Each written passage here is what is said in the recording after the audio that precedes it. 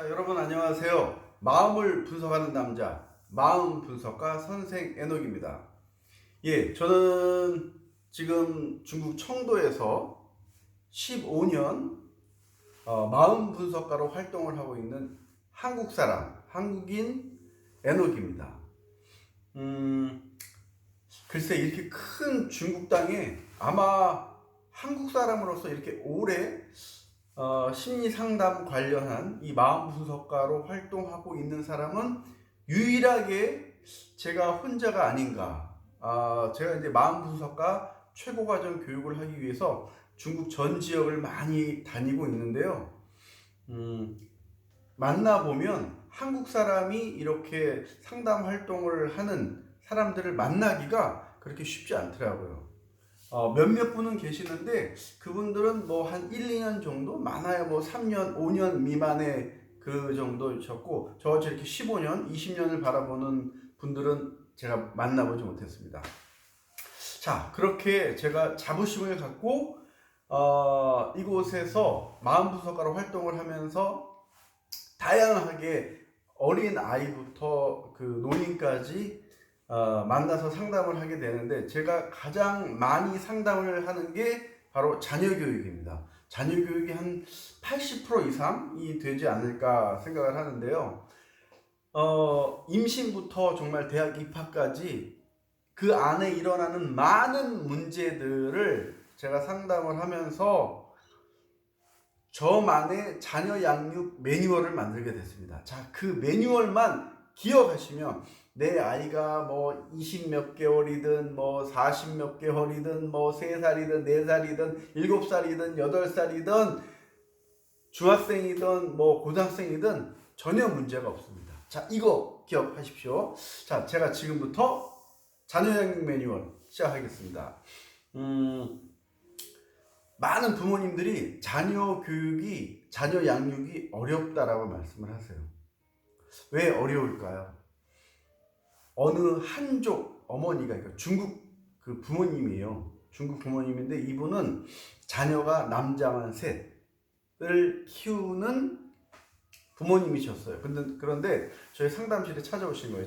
상담실에 찾아오셔서 저한테 이렇게 물어보시더라고요. 선생님, 자녀 양육이 어려운가요? 뭐지? 뭐 상담실 하나 차리셨나? 그런데 제가 대답을 이렇게 했어요. 어렵지 않나요? 다들 어렵다 그런 것 같던데. 그랬더니 그분이 하시는 말씀이, 자녀 양육은 어렵지 않습니다. 자녀 양육보다 더 어려운 것은 부모가 부모답게 사는 게 더 어렵습니다. 라고 말씀을 하시더라고요. 아, 뭐지? 이 굉장히 한 10년 전에 그 저한테 찾아오신 분이셨는데, 그래요. 자녀 교육은, 아이의 문제는 아이에 국한된 게 아니라 이 아이가 성장할 수 있도록 그 환경을 만들어준 부모에게 더 있다라는 거죠. 그래서 저는 알게 됐죠.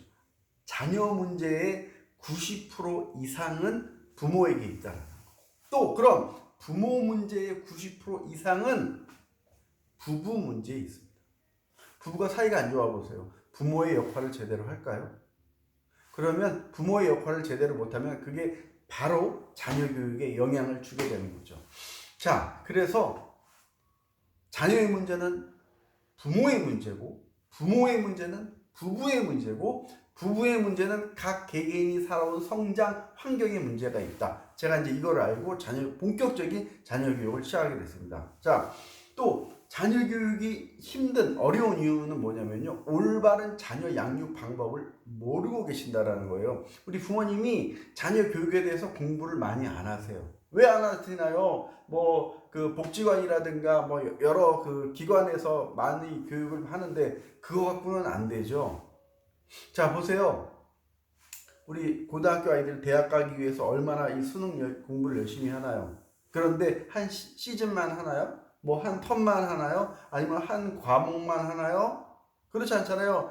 이 3년 내내, 3년이 뭡니까? 이 중학교부터 그냥 내신 쌓느라고 그냥 쭉 그 더운 날씨에도, 그 추운 날씨에도 그냥 불철주야 공부하지 않습니까? 그렇게 해야 좋은 대학을 가느니 마느니 하지 않는데, 자, 그 대학 가는 것보다 더 중요한 게 자식 농사 아닙니까?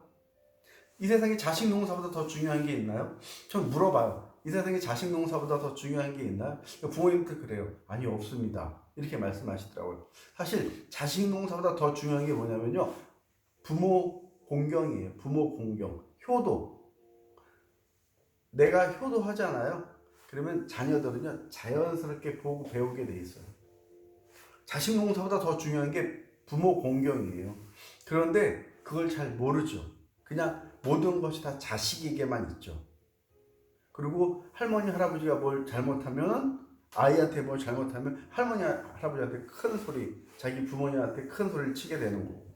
자, 이게 이제 점점 바뀌는 거지. 옛날 대가족에서는 이게 이제 위에서 밑으로 내려가는데, 지금은 밑에서 다시 이제 위로 올라가는, 이제 그 좀 거꾸로 된 현상이 일어나고 있는데, 자, 그런데 부모님은 올바른 자녀 양육 방법을 모른다라는 거예요. 왜 모를 수밖에 없는 이유가 뭐냐면, 올바른 자녀 양육 방법을 어디서 가르치나요? 누가 가르쳐 주나요? 정기적으로 제대로 가르쳐 주는 데가 없어요. 유대인들, 이스라엘 사람들은 하브루타라든가 탈무드라든가 그런 교육들이 기본 바탕이 돼 있어가지고 그 교육을 통해서 성장을 하죠. 그러니까 어려서부터 그런 교육을 통해서 아이가 올바르게 성장을 하는 거예요.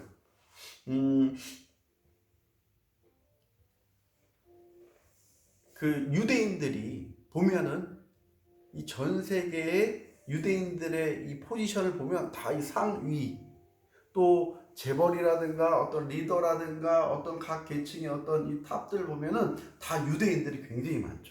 그 이유가 뭐냐면, 유대인들은 아는 거예요. 이 어린 시절 만 3세 이전에 이 뇌, 인격, 형성, 성품이 완성이 된다라는 거예요. 3세가 되면서 아이의 모든 인품, 성품은 완성이 되는 거예요. 유치원 다니면서 교육을 통해서 받는 게 아니라. 그런데 우리 부모님들은 그걸 몰라요. 3세까지 우리 옛말에 그런 말 있죠. 3세까지 아이가 평생 할 효도를 다 한다고. 그 말은 뭐냐면, 3세 때 제일 예쁘고 사랑스럽고 귀엽고 깜찍하고, 그렇기 때문에 모든 것이 다 오냐의 교육이 되기 때문에 어려운 거죠. 그런데 유대인들은 이 시기가 중요하다라는 걸 알고 올바르게 바르게 교육을 했기 때문에 이렇게 그 유대 민족과 다른 민족이 다른 거죠. 자, 그래서 올바른 자녀 양육 방법을 모른다라는 게 이게 가장 큰 문제고요. 그리고 두 번째는 뭐냐면, 너무 잘 키우려고 해요. 우리 애를 아주 정말 잘 키우려고 해요. 우리 애는 정말 내가 다른 아이들보다 특별하게, 아주 스페셜하게 잘 키우려고 하는 부모의 생각이기 때문에, 뭐든지요, 사람이 잘하려고 하면요, 실수하게 돼 있어요. 잘해야 되는데 실수를 하죠. 뭐 실수하나 뭐 잘하나 그냥 마음 편하게 하면요, 잘 할 수가 있죠. 근데 지나치게 너무 잘 하려고, 너는 내가 아주 특별하게 완벽하게 키울 거야, 이렇게 생각을 하기 때문에 여기에서 많은 실패들이 나오게 되는 거죠. 자, 크게 올바른 자녀 양육 방법을 모르고 너무 잘 가르치려고 하기 때문에 이게 가장 큰 문제가 되는 거고요. 그리고 부모는요, 자식에게 줄 수 있는 게 딱 3개면 됩니다. 3가지. 자, 첫 번째는 뭐냐면, 사랑의 말과 사랑의 표현. 사랑한다 내 딸아. 사랑의 말과 사랑의 표현, 스킨십이 되겠죠. 얼마나 많은가. 부모도 그런 사랑을 받지 못하고 성장한 부모는요, 잘 못하세요. 내가 풍부한 사랑의 표현과 사랑의 그런 말들을 받고 자라면요, 나의 자존감이 아주 탄탄하죠. 왜? 나는 사랑받기 위해 태어났고 그 사랑을 풍성하게 충분히 받고 있다고 느끼기 때문에 말이죠. 두 번째는 뭐냐면요. 괜찮아. 살다 보면 여러 가지 문제들이 만나는데 또 도전하고 실패하게 되는데 좌절하게 되고 또 포기하게 되는데 괜찮아. 너 왜 그랬어? 너 이번이 마지막 기회야. 너 그 기회를 놓치다니. 너 그러니까 안 되지. 이렇게 괜찮아가 아니라 질책하고 또 정죄하고 너 왜 100점이 하나밖에 없어? 응? 왜 다 100점을 맞지 못했어? 왜 다 100점인데 왜 이거 하나만 90점이야? 괜찮아는 뭐냐면요. 내가 마음의 위로 또 그 다음에 충전을 통한 다음에 도약, 기회 이런 것들이 오잖아요. 그런데 괜찮아요가 없으면 불안한. 늘 근심, 걱정, 노심초사 늘 불안하게 사는 거죠. 불안하게 살면은 아이가 어떤 발전이 있겠습니까? 발전이 없죠. 자, 그래서 괜찮아 라는 말이 아이의 마음의 평안과 다음을 기대하게 한다라는 거. 그 다음에 세 번째는 뭐냐면, 여러분 제가 질문 하나 드릴게요. 이 세상에 제일 무서운 말이 뭘까요? 여러분들 들어보신 말 중에서 놀랄 정도로 제일 무서운 말, 어떤 말이 있으셨나요? 바로 그건요, 난 당신을 못 믿겠다는 말이에요. 난 당신을 못 믿겠다. 뭐 싸우고 뭐 욕하고 좀 미운 마음이 있고, 그러면 그 다음날 다시 만나서 또 친해질 수가 있어요. 자, 그런데 난 너 못 믿어. 그러면 끝이에요. 다음이 없어요. 그래서 우리 아이에 대한 믿음, 엄마, 아빠는 너 믿어. 우리 부모는 널 믿어. 너가 뭘 하든 어떻게 하든 너가 바르게 성장할 거라는 걸 난 너 믿어. 올바른 믿음을 전해주는 거예요. 자, 이 세 가지, 부모는 요 세 가지만 하면 돼요. 이 세 가지 필요 이상으로 너무 많이 주기 때문에 자녀 교육이 힘들고 또 문제가 발생이 되는 거예요. 자, 이 세 가지 뭐 어려운 거 아니잖아요. 요 세 가지만 하시면 되는 거고, 자, 그리고 부모님들이 이제 자녀 교육을 하는 데 있어서 쉽게 놓치는 부분이 뭐냐면요. 도 아니면 뭐예요? 아이가 잘하거나 아이에게 막 집중해서 막 잘하거나, 아니면 하지마, 야, 귀찮으면 하지마, 하기 싫으면 하지마.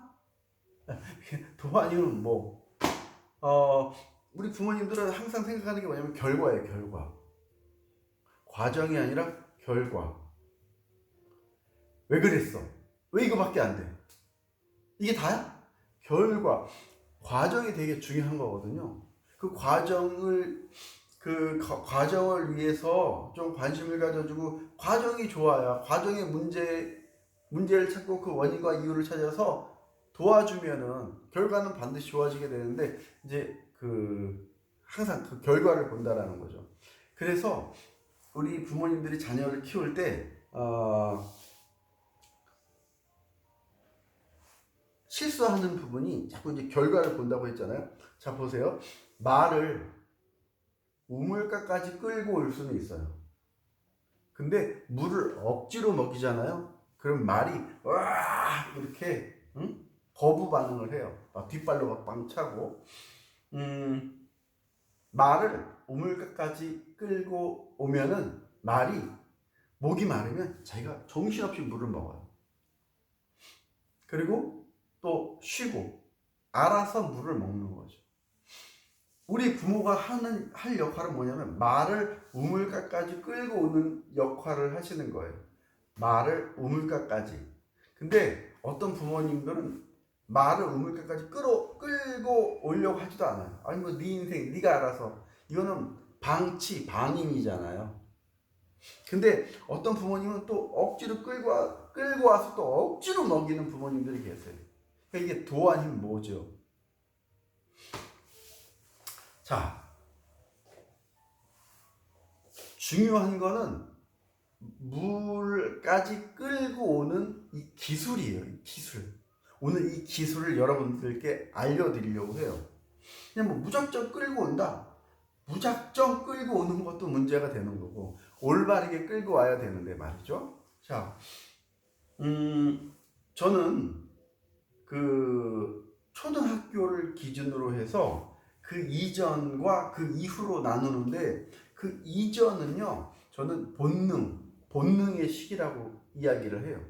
초등학교 이전, 초등학교 이후는 이성의 시기, 본능의 시기, 이렇게 나눠지죠. 자, 이게 어떻게 나눠지냐면 보세요. 사람은 태어날 때 이 뇌세포, 이 뉴런이 천억 개를 가지고 태어난다고 합니다. 천억 개 얼마나 많은가요? 태어날 때, 땡 잡은 거죠. 근데 이게 만 3세가 되면은 천억 개에서 10조 개로 늘어나요. 10조 개. 여러분 10조 개가 얼마나 많은지 잘 모르시죠? 그 아인슈타인이 죽으면서 그랬대요.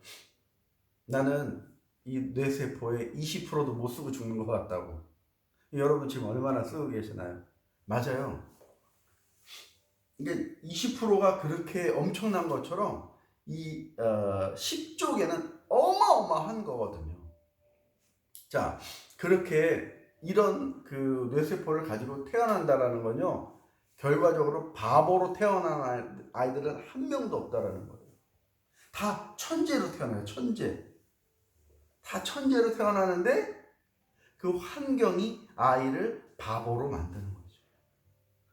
자, 그럼 그 환경을 누가 만들어줘요? 부모가 만들어주잖아요. 그럼 부모가 어떻게 만들어줘야 되는지 제 얘기를 한번 잘 들어보세요. 자, 이 뉴런이 뭐 이제 여러 가지 이제 그 설명이 있겠지만, 단도직입적으로 이 뉴런이 하는 일이 있어요.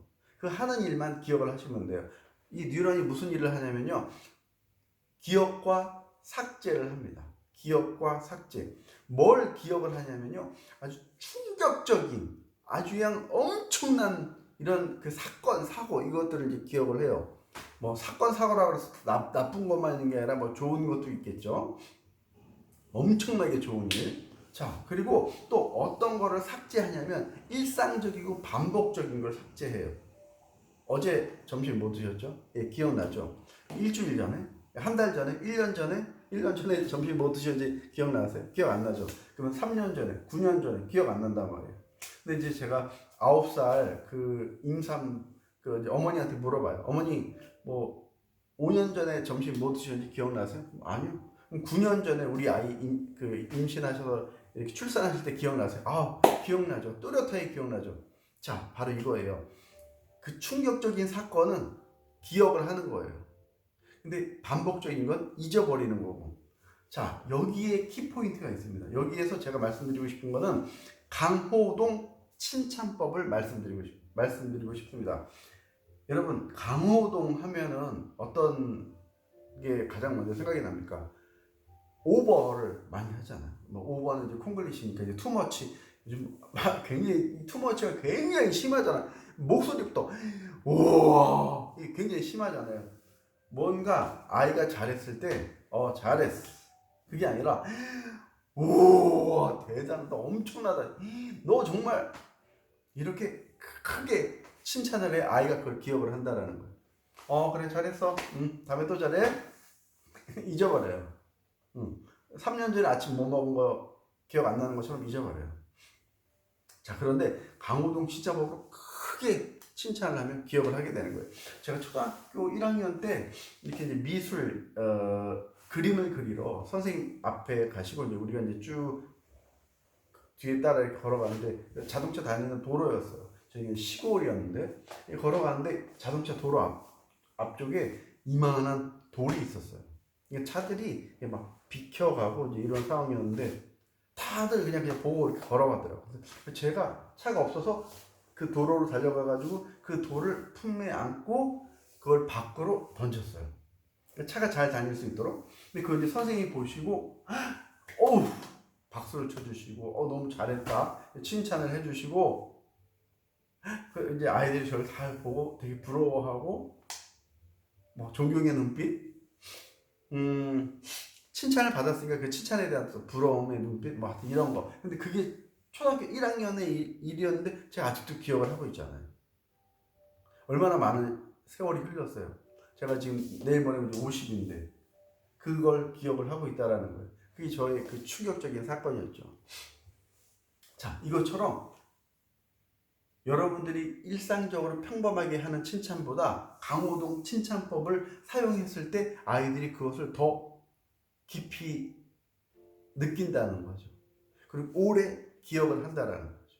그래서 저는 강호동 칭찬법을 자신 있게 좀 여러분들 아이에게 하셨으면 좋겠습니다. 아이가 뭘 잘하면요, 잘하면은 칭찬하는 것도 중요하지만 잘하려고 할 때 또 잘할 수 있을 게 있다면은 미리 칭찬을 하셔도 됩니다. 그러면 아이가 내가 이거를 자, 제 딸도 그 바닥에 머리카락이 있길래 아이가 어떡하나 보더니 머리카락 이렇게 주워서 쓰레기통에 버리더라고. 뭐 5살 때 그랬던 것 같아요. 그래서 박수를 치고 안아주고 뽀뽀해주고 막 덩실덩실 춤을 추고, 응? 야, 같이 막 흉내내고 막 엄청나게 좋아해줬어요. 그랬더니 아이가 그 다음부터 계속 머리카락만 찾아다니면서 머리카락을 휴지통에 집어넣더라고요. 아주 깨끗해졌죠. 이게 오래 기억이 남는 거예요. 아이가 그거를 지금도 기억을 해요. 지금도 아주 정리정돈 얼마나 잘하는지 몰라요. 자기 방 정리정돈은 불러요. 보라고 자기 방 정리정돈된 거. 그래서 칭찬은 강호동 칭찬법 이거 하나만 기억하셔도 자녀 교육하는데 전혀 문제가 없어요. 강호동 칭찬법이 언제까지 유효하냐면 이 본능의 시기 초등학교 입학하기 전까지. 그래서 이 강호동 칭찬법 하나만 좀 기억을 하시면 좋을 것 같고요. 자, 그래서 만 3세의 모든 인격 형성이 성품이 마음이 형성이 된단 말이에요. 자, 그러면 만 3세 이후에는요. 만 3세 이후에는 체험과 경험이 굉장히 중요해요. 자, 보세요. 만 3세의 아이가 성품이 또 이 마음이 건강하게 잘 자라려면요. 이 시기에 만 3세 이 전까지 충분한 사랑과 보호와 안정이 있어야 돼요. 그래야지 아이의 마음이 굉장히 편안해지는 거예요. 그러면서 마음이 온화해지고 유해지고 단단해지고 마음이 잘 자라게 되는 거죠. 정상적으로. 자, 그런데 막 무슨 싸우고 큰 소리 지르고 막 집어 던지고 깨지고 그러면 그 아이가 얼마나 이 심장이 또 이 마음이 굉장히 불안해지겠어요. 그 마음으로 그 성품으로 인생을 살아가게 되는 거죠. 그래서 이 만 3세가 너무너무 중요하고요. 이 만 3세가 된 후에 제가 말씀드렸잖아요. 이 뇌세포가 1000억 개에서 10조 개로 늘어난다고. 그러면 이 10조 개를요 그냥 버리면 안 돼요. 잘 이용을 해야 되죠. 자, 어떻게 이용을 하냐? 뇌세포가 갑자기 많아지면 신기하게 많은 거예요. 여러분도 미국의 뭐 영국이나 이런 선진국, 유럽이나 이런 데 처음 가보세요. 막 못 보던 게 얼마나 많으니까 막 여기도 가보고 싶고 저기도 구경하고 싶고 할 것도 되게 많죠. 이것도 먹어보고 싶고. 자, 아이가 마찬가지예요. 3세가 되면요 막 입으로 들어가고 막 다 자기가 하고 싶은 걸 막 다 끄집어내고. 여러분 뭐 그런 사진들 많이 보셨잖아요. 아이들이 뭐 엄청나게 많은 호기심을 왕성하게 보이는 시기가 바로 이 시기거든요. 근데 이거를 그냥 방치해 두면요 아이가 제멋대로 해서 어떤 올바른 그 교육이라든가 또 성장이라든가 이런 것들을 도와줄 수가 없게 돼요. 이게 엉망이 되죠. 근데 거기에 막 일방적이고 감정적으로 아이한테 다가간다면 아이는 더 혼란스러울 수밖에 없고. 자, 그래서 이때 할 수 있는 게 뭐냐면요 그림을 그리는 그림을 그리면 아이가 궁금해하는 거, 생각하는 거, 신기해하는 거, 호기심을 갖는 것들을 이제 그림으로 표현한단 말이에요. 근데 3살짜리 아이가 무슨 그림으로 표현하겠어요? 낙서를 하는 거죠. 이렇게 그리고 저렇게 그리고 빨간색 그리고 노란색 그리고 동그라미도 그리고 X자도 그리고 그러면서 자꾸 이 그림을 통해서 이 뇌에 있는 것을 자꾸 끄집어낸다고요. 교육은 넣는 게 아니라 끄집어내는 거잖아요. 밖으로 끄집어내는 거. 그래서 아이가 자꾸 이렇게 끄집어내게 하는 거예요. 그러면서 아이가 똑똑해지는 거예요. 그러면서 동화책도 읽어주고 아이 그 그림 있는 거 굉장히 많잖아요. 그런 것도 보여주면서 아이한테 그 소리 또 어떤 표현 이런 것도 아이한테 해주면 아이가 그걸 듣고 또 아이가 또 그림을 그려요. 그러면서 이게 뭐 그림만 잘 그리게 되는 게 아니라 여러 가지 아이의 이 감각들이 다 발달이 되는 거예요. 건강하게. 그러면서 뭐 노래도 잘하게 되고 춤도 잘 추게 되고 산수도 잘하게 되고 뭐 언어에도 관심을 갖게 되는 거고 종합적으로 아이가 잘 성장을 하게 되는 거죠. 그래서 저는 3세 이후부터는 그림을 좀 꼭 그리게 뭐 미술학원을 보내라는 게 아니라요. 그림을 그릴 수 있게 표현할 수 있게 좀 하셨으면 좋겠어요. 근데 그렇게 안 하면요. 아이가 좀 그 공격적이고 좀 파괴적으로 좀 하기 때문에 그런 부분들이 잘 조절이 잘 안 된단 말이에요. 그래서 단계적으로 조절을 하려면 그림을 그리게 하는 게 굉장히 좋고요. 자, 그렇게 해서 성장이 시작되는데, 자, 여기서 좀 하나 말씀을 드리고 싶은 거는 아이들의 성교육이에요. 성교육을 유치원에 가서 성교육을 하는 아이들이 있고 뭐 초등학교, 뭐 중고등학교 가서 뭐 성교육을 하는 경우가 있는데, 제가 생각할 때 이 성교육이 가장 중요한 시기가 바로 이 구강기와 학문기 이 시기인 것 같아요. 구강기는 이제 입으로 모든 것에 만족, 쾌감을 느끼는 이 시기가 바로 이 구강기인데, 태어나서 만 1세 정도 다 모든 것이 입으로 들어가잖아요. 뭘 주면 다 입으로 이렇게 들어가잖아요. 그리고 또 뭐 아이가 배고플 때 밥을 못 먹다거나 또 뭐 입으로 뭔가 이렇게 심심한데 뭐를 만족을 못 하거나 어른들도 그렇잖아요. 입이 심심한데 뭐 먹을 게 없나 뭐 먹을 게 없나 먹을 게 없네 왜 우리 집 먹을 게 없지 이렇게 막 그 불안해하고 혼란스러워하는 어른들도 있는데 그만큼 입이 굉장히 중요하다라는 거예요. 입으로 내가 어떤 만족 충분한 안정된 만족을 못 느꼈을 때 불안함을 느끼는 거죠. 그 불안이 거기서 그냥 끝나는 게 아니라 성장하면서 계속 간다는 거예요. 그래서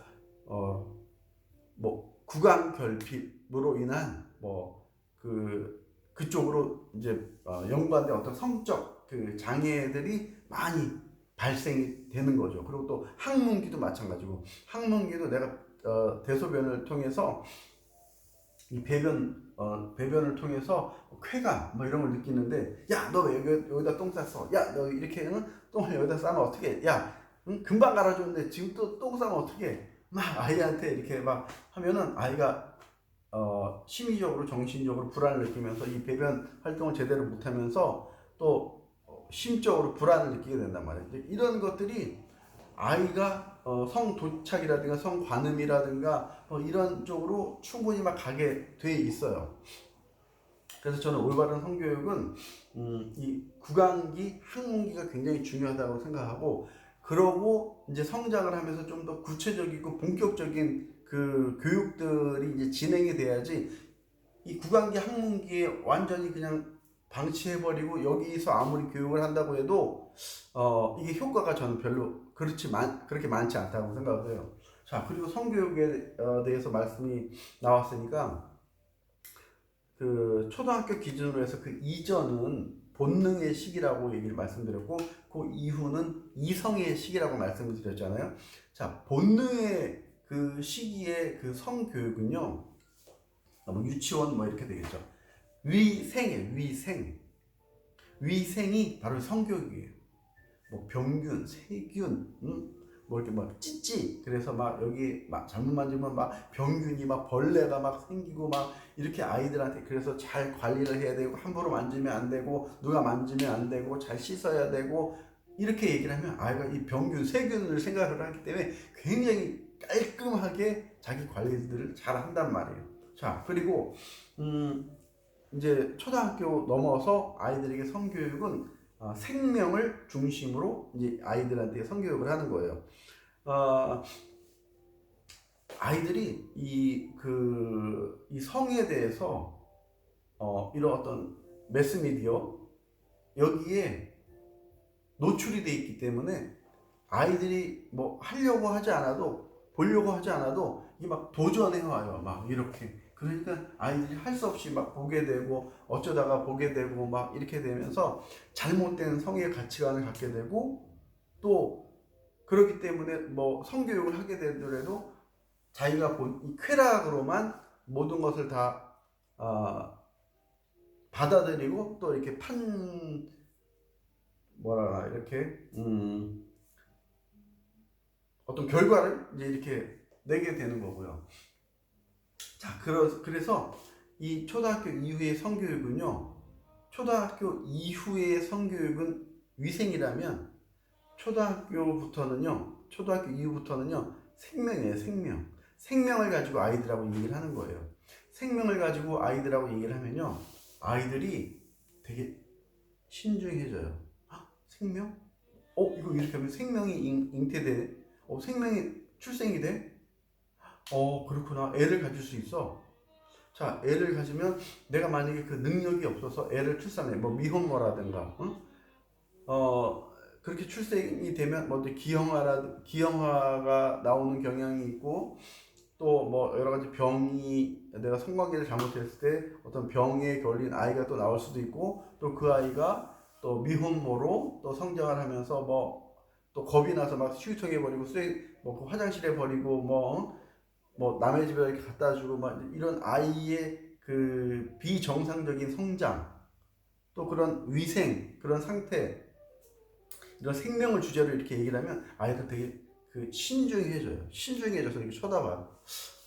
그렇구나. 이게 뭐 자꾸 우리는 쾌락만 생각했는데 이 생명을 가지고 얘기를 하면은 어쨌든 이 결과는 이 생명과 이제 연결되어 있는 거기 때문에, 우리가 뭐 조절을 잘 하면 모르지만 애들이 그 조절에 그 신경을 쓰나요? 쾌락만 추구하다 보면 나도 모르게 덜컹 이제 아이를 출산하게 되니까 거기에 대해서 아이들이 되게 집중하게 되는 거예요. 그래서 성교육은 이 생명을 가지고 이야기를 하면요, 말하는 이 부모님이나 또 말하는 이 선생님이나 또 이 성을 가리키려고 하는 분들이 아주 편하게 이야기를 하실 수가 있어요. 그래서 이제 이 위생과 생명, 이렇게 좀 말씀을 드리고 싶고, 그 다음에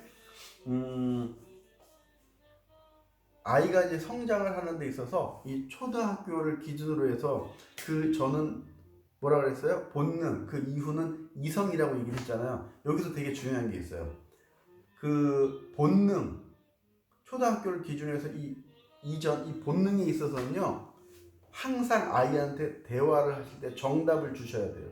그거 아니야, 그만해, 충분해, 됐어, 이거 이렇게 하세요, 저건 저렇게 하세요, 이거는 이거예요. 항상 정답을 주셔야 돼요. 왜? 아이는 본능이기 때문에. 본능은요, 다른 거 생각하지 않아요. 자기 이기적이고 자기 중심적으로 행동을 한단 말이에요. 그래서 정답을 줘서 아이가 올바르게 결정할 수 있게, 또 선택할 수 있게 해 주셔야 되는 거예요. 근데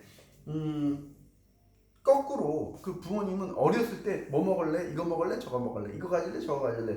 유치원 아이들한테 이렇게 하는 경우가 있는데, 자, 그게 아니라 아이들은 정답을 주셔서 아이가 다른 곳에 빠지지 않게, 잘못된 어떤 건강이라든가 뭐 그 잘못에 해치지 않게 그렇게 이제 성장을 시켜주는 게 좋고, 그러면 초등학교 이후부터는요, 정답을 주시면 안 돼요. 무조건 아이와의 소통에 있어서 정답을 주시면 안 돼요.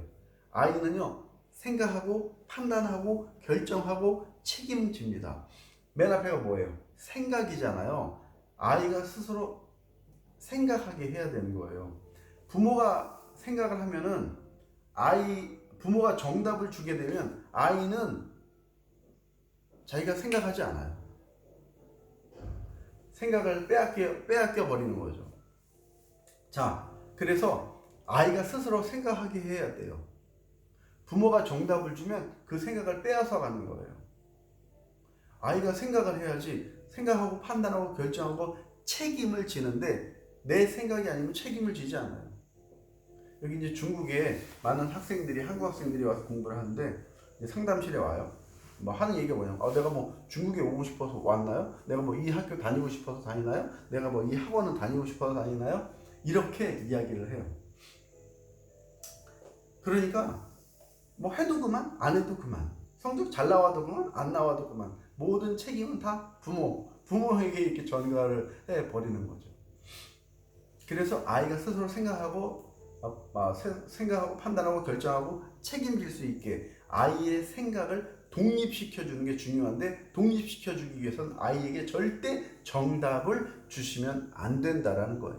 자, 그러면 아이가 스스로 정답을 찾게 하는 게 정답이겠죠? 어떻게 아이가 스스로 정답을 찾게 하냐면, 이건 바로 이 소통 방법에 있어요. 그 소통 방법을 알려드릴게요. 자, 그리고 그 전에 초등학교를 기준해서 그 이전은 강호동 칭찬법을 말씀드렸잖아요. 그 이제 초등학교 때부터는요, 아이가 이성으로 바뀌기 때문에 칭찬법이 바뀌는데, 어떤 칭찬법이냐면 유재석 칭찬법을 하시는 거예요. 유재석 칭찬법. 유재석 칭찬법이 뭐냐면 강호동 칭찬법과 유재석 칭찬법이 다르죠. 유재석 칭찬법은 특징이 뭐냐면 구체적으로 칭찬을 하죠. 잘했어. 야, 이거 되게 좋다. 이게 아니라, 이거는 이렇게 됐는데, 어떻게 이거 이렇게 돼서 이렇게 됐지? 야, 이게 쉽지 않은 건데, 야, 이거 이렇게 할 수도 있구나. 너 이거 정말 참 대단하다. 훌륭하다. 이렇게 구체적으로 칭찬을 하는 거예요. 그게 왜? 이성이기 때문에. 본능은, 우와! 해야 그게 오래 기억에 남는 거고요.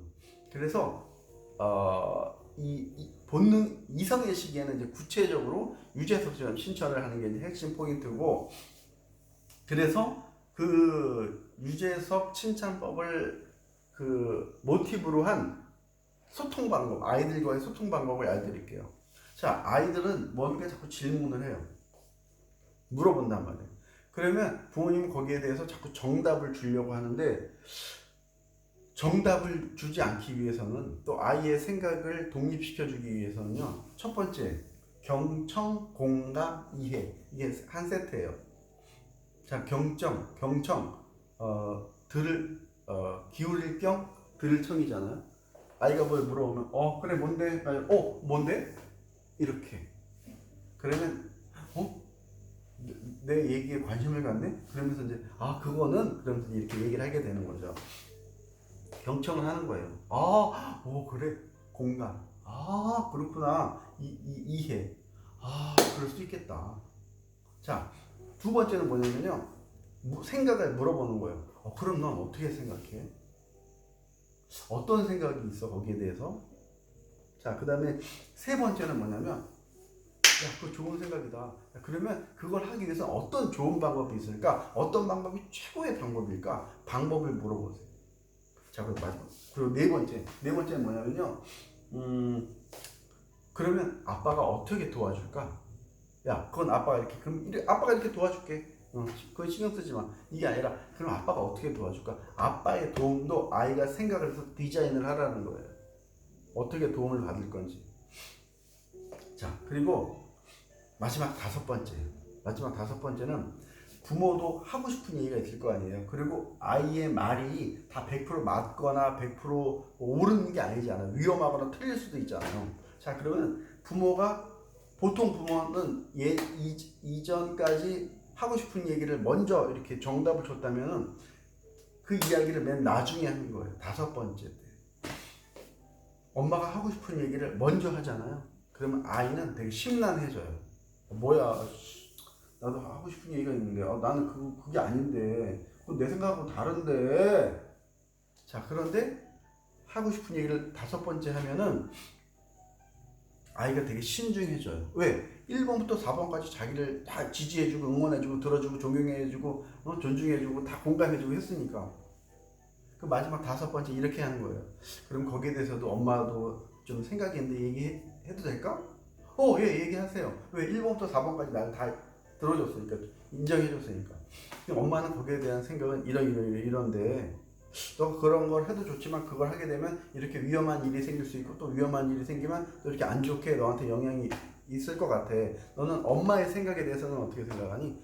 엄마의 생각이라고 100% 만든 건 아니야. 또 너한테 강요하는 건 아니야. 너는 엄마의 생각에 대해서 어떻게 생각하니? 넌 그걸 할 수도 있고 안 할 수도 있어.